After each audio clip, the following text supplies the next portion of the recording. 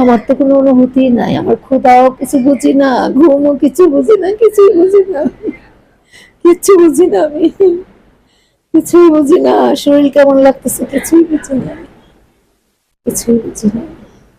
আমার ছেলের কাছে আমি যত তাড়াতাড়ি যেতে পারি তত আমি তত তাড়াতাড়ি আমার ছেলেটাকে দেখতে পারবো। আপনি জীবিত থাকেন, ভাইয়া ছেলের জন্য দোয়া করেন।